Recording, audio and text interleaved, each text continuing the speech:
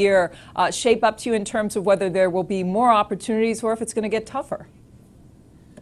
I think right now I'm fairly optimistic.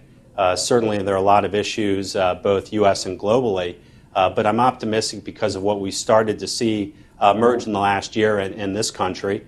The U.S. housing market has started to recover. A year ago, nobody was talking about the U.S. housing recovery.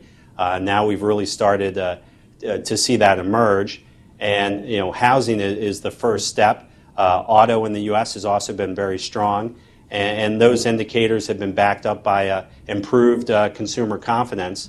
When you look at the industrial sector, it goes hand in hand with housing and auto, and so one of the larger sectors is non-residential, and that typically follows a residential recovery by 9 to 12 months. And so I'm actually very optimistic given the underlying strength in housing, which is still well off the 2006 highs.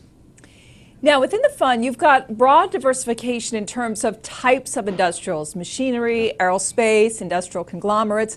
Do you see the mix, the breakdown changing much through this year based on some of the trends you're spotting?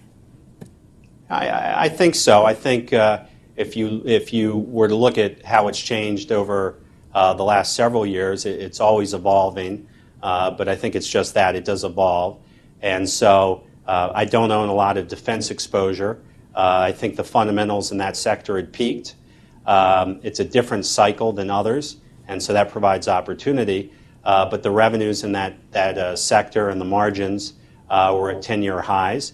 And so that's a sector that I've de-emphasized in the fund. And as I alluded to earlier, I think the trends for non-residential construction are very favorable, and that's going to lead me to taking a larger position in the machinery companies, which are heavily driven by construction.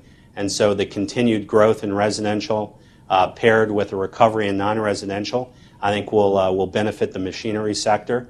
And so I think at any given time you're going to see that. And then that's going to be paired with very company-specific investment decisions.